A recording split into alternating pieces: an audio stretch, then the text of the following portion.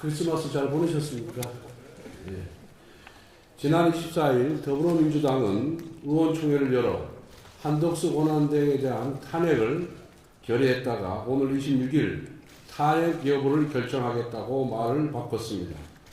지난 15일에는 이재명 대표가 권한대행 탄핵은 없다고 했다가 다시 24일에는 탄핵하겠다고 으름장을 놓았다가 바로 당일 탄핵 여부를 지켜보겠다며 당론을 바꾼 것입니다. 국가적으로 너무나 위급하고 엄중한 시기에 대통령 권한대행 탄핵이라는 엄청난 사안을 놓고 오락가락하며 탄핵 인질극을 벌이고 있습니다.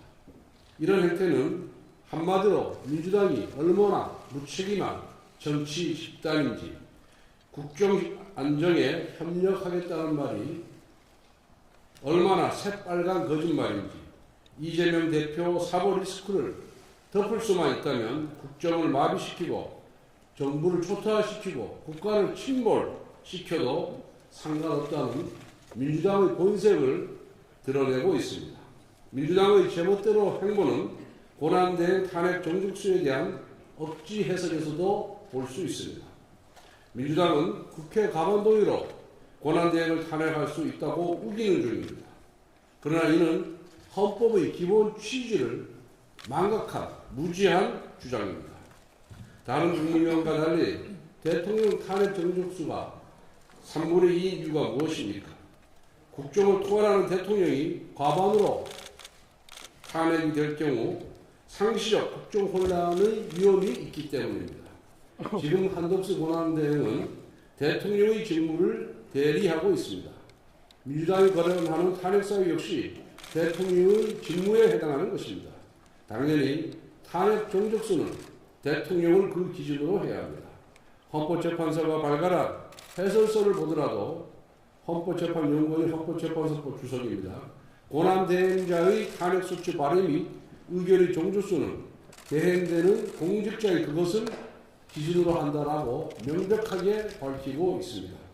만약 민주당의 주장처럼 국회 가반만으로 한덕수 권한대행을 탄핵한다면 그 다음 권한대행 역시 과반으로 탄핵이 가능합니다. 이와 같은 연쇄 탄핵의 결과는 바로 국정 초토화입니다.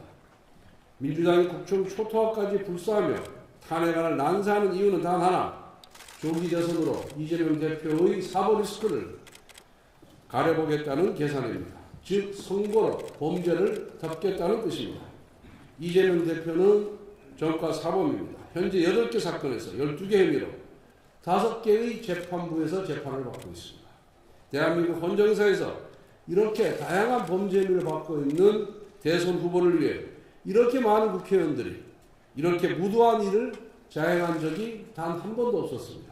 민주당은 국정 초토화 작전을 당장 멈추길 바랍니다.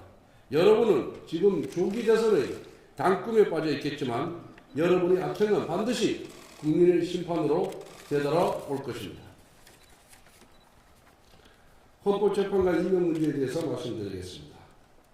국회가 대통령 탄핵 심판의 소추인입니다. 탄핵 소추인인 국회가 탄핵을 심판하는 헌법재판관을 추천하는 것은 마치 검사가 판사를 고르는 것과 마찬가지입니다. 그것도 전체 3분의 1에 해당하는 9명, 3명씩이나 추천하는 것은 탄핵 심판의 공정성을 매우 크게 훼손하는 것입니다. 이미 판례가 있습니다.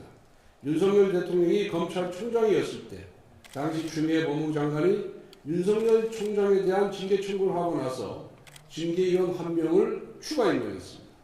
서울고등법원이 징계를 청구한 법무부 장관이 징계를 심사하는 것이 헌법상 적정 절차 위반이라고 징계 처분 자체를 무효라고 판시하였습니다.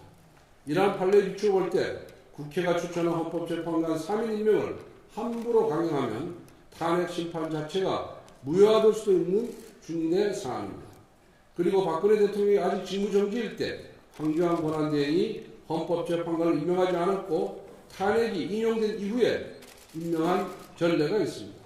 그때와 180도 달라진 민주당의 말 바꾸기를 논하자는 것이 아니라 명확히 남아있는 과거의 선례를 따르자는 것입니다. 한덕수 권한대행은 민주당의 협박과 강요에 따라 헌법재판관을 임명해서는 안 된다는 것을 분명히 말씀드립니다. 현 시간으로